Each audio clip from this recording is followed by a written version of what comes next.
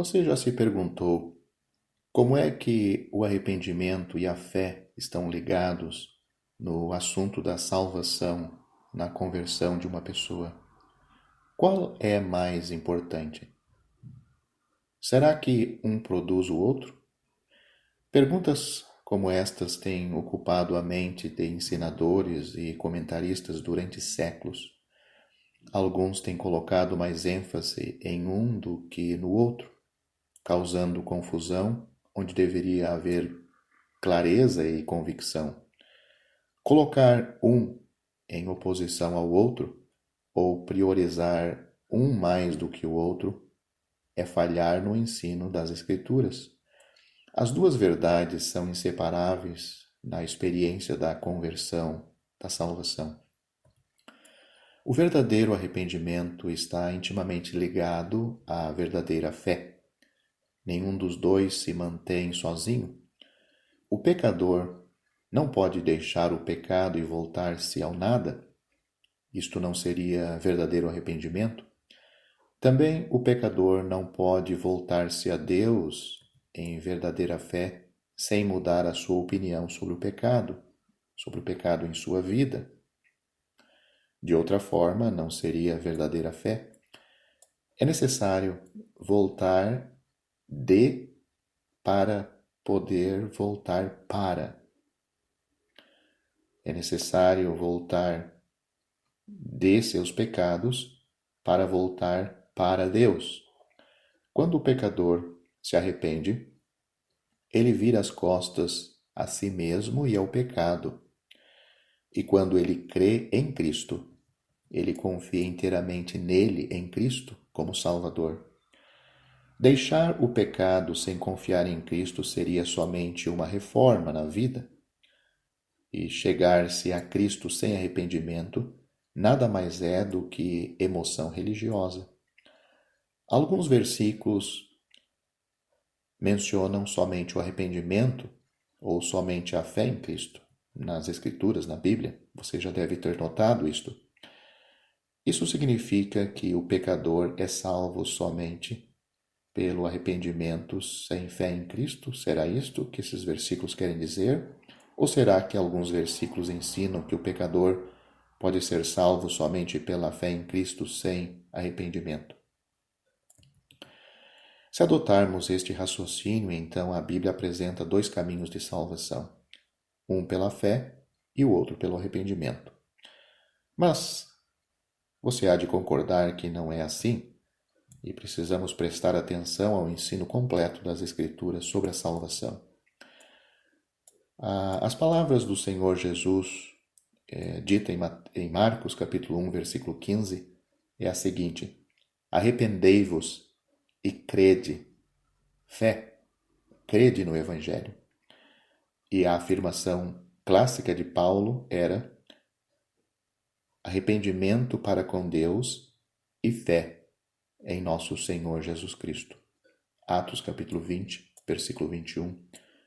Você encontra esta expressão na Bíblia Revista e Atualizada. Então, colocam ambos os conceitos juntos nessas palavras. Nós vemos tanto do Senhor Jesus como de Paulo, colocando o arrependimento e a fé, colocando ambos os conceitos juntos, porque ambos são essenciais para a salvação. Como já foi mencionado, são os dois pés necessários no passo único da conversão que tira o pecador das trevas e o conduz à luz. Onde somente a fé é mencionada nas Escrituras, na Bíblia, onde há versículos onde só a fé é mencionada, o contexto naquele caso revela porque a verdade do arrependimento é omitida. Por exemplo, note em Atos capítulo 16, versículos 30 e 31, onde só a fé é mencionada. O carcereiro trêmulo perguntou: que devo fazer para que seja salvo?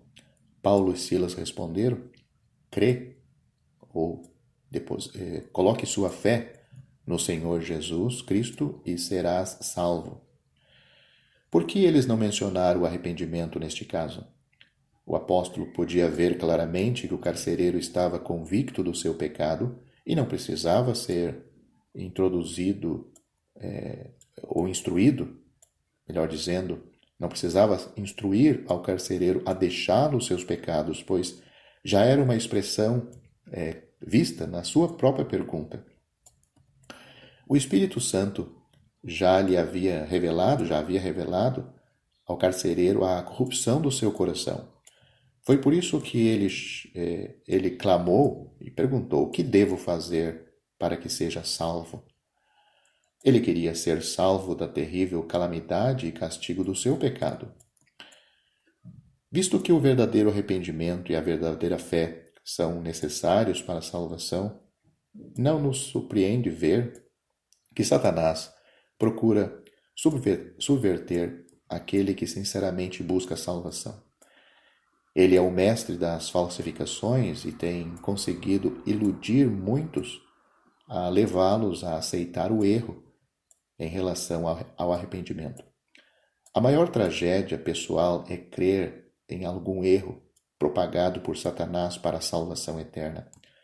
Portanto, vamos agora identificar, resumidamente, alguns dos erros comuns relacionados com o arrependimento. Vamos pensar primeiramente, o que muitos imaginam, a reforma de uma vida. Muitos pensam que a reforma na vida é sinal de arrependimento, mas a reforma de vida não é arrependimento. Um sentimento de responsabilidade moral leva muitos a desejarem viver uma vida melhor, não importa qual a sua crença religiosa. Muitos que negam a Bíblia têm um desejo inato de ser pessoas melhores.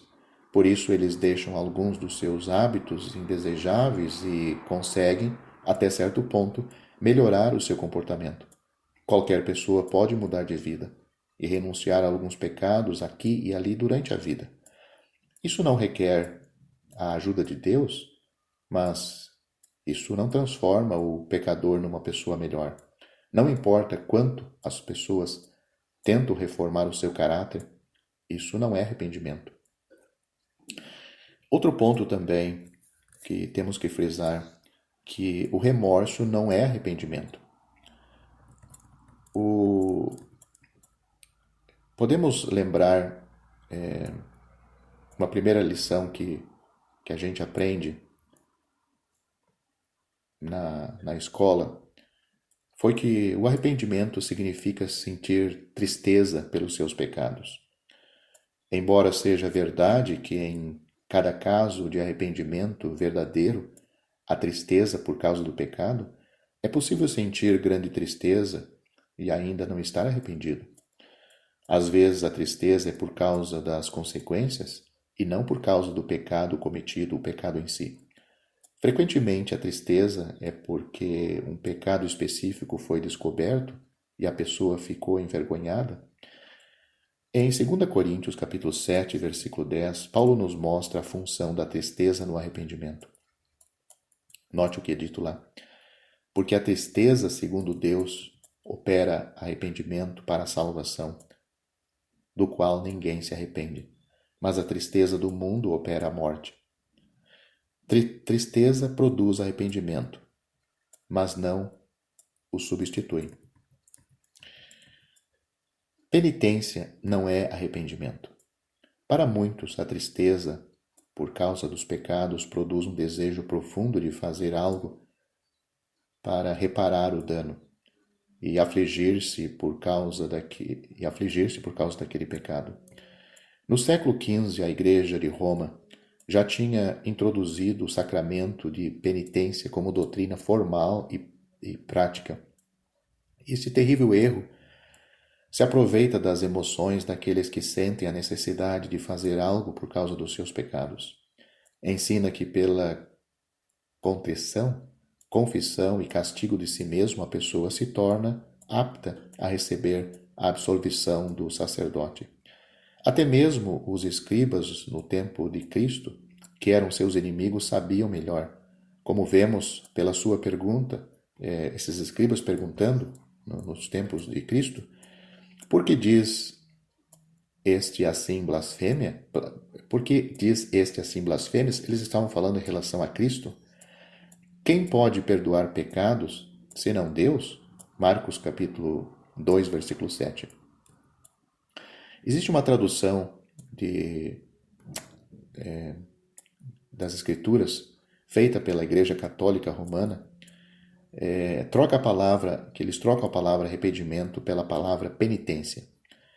Isso apoia o seu grande erro, que tem sido responsável por levar milhões a seguir uma vida de boas obras na tentativa de ganhar o perdão e o céu. Penitência é como pesar, não chega a reconhecer a posição do pecador perante Deus, culpado e depravado. O pesar leva o pecador a pensar que, por meio de tristeza suficiente, ele pode pagar pelos seus pecados. Penitência leva a igreja e os seus sacerdotes a pensarem que eles podem perdoar pecados. Ambos são erros fundamentais que negam o âmago da mensagem, a importância, a grande ênfase da mensagem do Evangelho, de que o perdão vem somente pela graça de Deus. Não existe base bíblica para apoiar a ideia de penitência. A Bíblia afirma claramente que a salvação é pela graça de Deus somente, com base somente na fé e somente em Cristo. Note o que diz as Escrituras. Porque pela graça sois salvos por meio da fé. E isto não vem de vós, é dom de Deus. Não vem das obras, para que ninguém se glorie. Efésios capítulo 2, versículos 8 a 9. Note o que as Escrituras também dizem. Mas, quando apareceu a benignidade e amor de Deus, nosso Salvador, para com os homens, não pelas obras de justiça que houvéssemos feito, mas, segundo a sua misericórdia, nos salvou pela lavagem da regeneração e da renovação do Espírito Santo. Tito, capítulo 3, versículos 4 a 5. O perdão não pode ser comprado com boas obras, indulgências ou dinheiro. Outro ponto também. O arrependimento é um ato único e uma atitude contínua. O arrependimento é um ato único e uma atitude contínua. Quando uma pessoa é convencida de um pecado específico, há uma necessidade de deixar imediatamente aquele pecado. Mas além daquele ato de arrependimento por um pecado específico, há também a necessidade de uma atitude de arrependimento em relação à sua atitude para com o pecado. No momento da conversão, um ato inicial de arrependimento e fé em Cristo produz uma atitude contínua de fé e arrependimento. Com alguns, parece haver uma repetição contínua de arrependimento sem nunca estarem verdadeiramente arrependidos. Eles continuam a voltar aos seus velhos caminhos. O verdadeiro arrependimento exige uma mudança de atitude permanente, uma completa mudança de direção, que se manifesta num novo estilo de vida. Outro ponto também, o arrependimento significa abandonar o que sou e o que tenho feito. Depois de Natã, o profeta, ter confrontado Davi com o seu pecado e depois dele receber o perdão porque se arrependeu, Davi, no Salmo capítulo 51, versículos 3 e 5, escreveu as seguintes palavras: Porque eu conheço as minhas transgressões, e o meu pecado está sempre diante de mim. Eis que em iniquidade fui formado, e em pecado me concebeu minha mãe. Davi sentiu profundamente o que ele era e o que ele fizera. Por isso, ele clamou por misericórdia pelo que tinha feito. Ele diz: Purifica-me com ensope, e ficarei puro. Lava-me, e ficarei mais branco do que a neve. Nesse Salmo, capítulo 51, versículo 7. Seus pecados precisavam de purificação e perdão que somente Deus podia dar. Sua convicção de pecado também o levou a declarar o que ele era. Cria em mim, ó Deus, um coração puro, e renova em mim um espírito reto. No versículo 10 do Salmo 51. O fato dele ser pecador também precisava ser corrigido por Deus. Seu homem interior, note que ele diz coração e espírito, também precisavam ser mudados. Davi reconheceu que todo pecado é a expressão de uma natureza pecaminosa. O verdadeiro arrependimento precisa ir além de reconhecer o que fez, precisa também incluir um reconhecimento do que sou, um pecador por nascimento e por natureza. O arrependimento é ter novos pensamentos sobre a raiz e também sobre o fruto do pecado. Eu não mais aprecio e amo os meus pecados. Eu odeio o que sou como uma pessoa pecadora. Escondido debaixo dos pecados estão as raízes do orgulho, egoísmo e incredulidade. Estas raízes perniciosas produzem uma variedade de frutos venenosos. Enquanto as raízes não forem tratadas em arrependimento perante Deus, elas produzirão fruto em abundância. Este aspecto do arrependimento desafia o próprio cerne dos pensamentos modernos sobre o homem. O homem não regenerado é enaltecido como o exemplo perfeito de tudo o que é bom e louvável e deve pensar muito bem de si mesmo. A maioria dos conselhos sobre como progredir na vida inclui muitos elogios de si mesmo e maneiras de aumentar o autoestima, mas tudo isto é estranho ao conceito das Santas Escrituras sobre o homem caído e a necessidade de perdão.